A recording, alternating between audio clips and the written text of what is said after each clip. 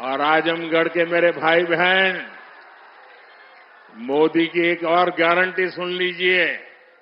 बताऊं? आजमगढ़ के मेरे प्यारे भाई बहन, मैं आपको एक और गारंटी देता हूं। सुनाऊं? आप बताएं तो बताऊं? देखिए, ये कल का आजमगढ़ अब वो गढ़ है, ये आजन्मगढ़ है। ये आजन्मगढ़ विकास का गढ़ रहेगा, आजन्म रहेगा।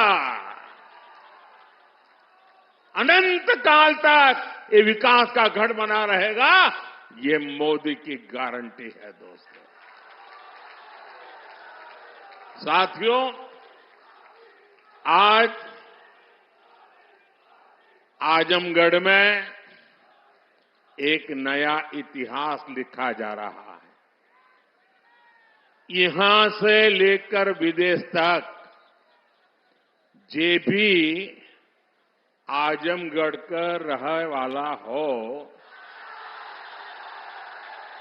सबके आज बहुत खुशी मिलत हुई। ये पहली बार नहीं हो।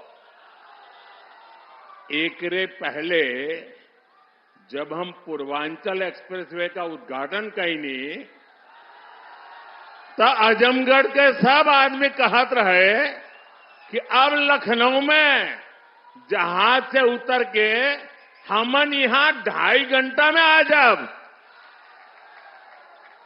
अब तो आजमगढ़ में आपन जहाज उतरे का ठिकाना हो गेल।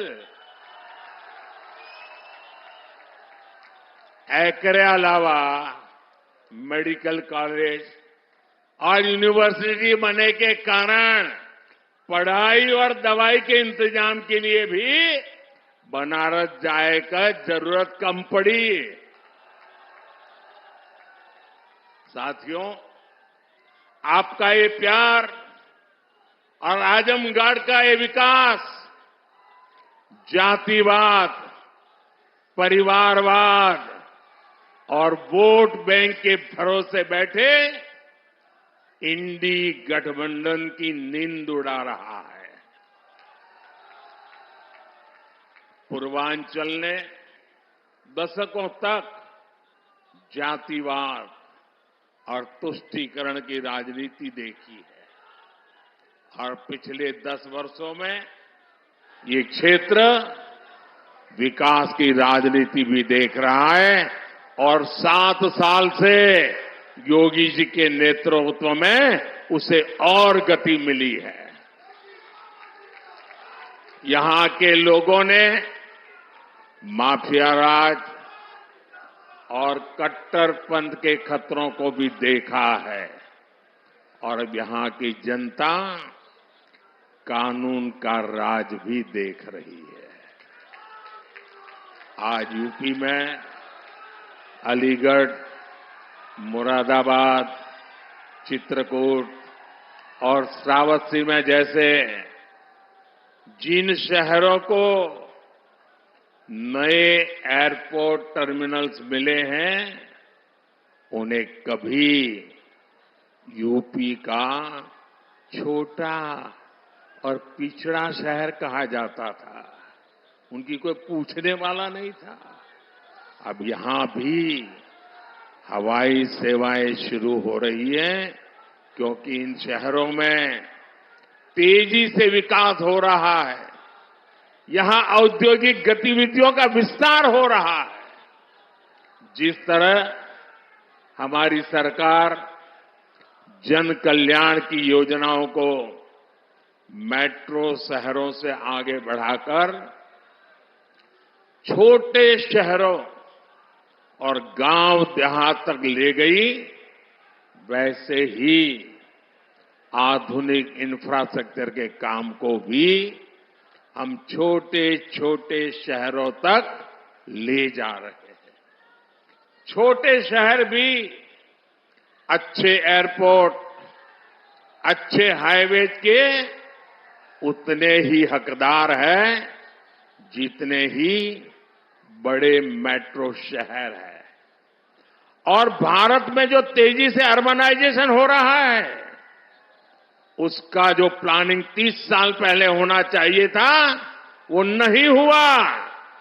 हम उसी को ध्यान में रखते हुए आज टियर 2, टियर 3 सिटी उनकी ताकत बढ़ा रहे हैं, ताकि अर्बनाइजेशन रुके नहीं और अर्बनाइजेशन एक अवसर बन जाए, उस दिशा में हम काम कर रहे हैं। सबका साथ, सबका विकास का यही विजन डबल इंजन की सरकार का मूल मंत्र है। साथियों, आज आजमगढ़, मऊ और बलिया को कई रेलवे प्रोजेक्ट्स की सौगात मिली है।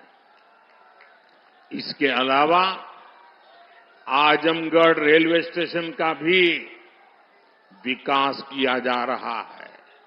सीतापुर, शाहजहांपुर, गाजीपुर, प्रयागराज, आजमगढ़ और कई दूसरे जिलों से जुड़ी रेल परियोजनाओं का लोकार्पण और शिलान्यास भी हुआ है।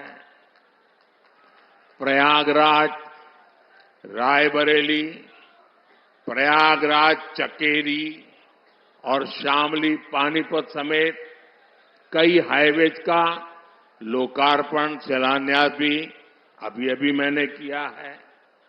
प्रधानमंत्री ग्राम सड़क योजना के तहत 5000 किलोमीटर से ज्यादा सड़कों का लोकार्पण हुआ है। ये बढ़ती हुई कनेक्टिविटी पूर्वांचल के किसानों के लिए, यहां के नौजवानों और उद्यमियों के लिए एक सुनहरा भविष्य लिखने जा रही है।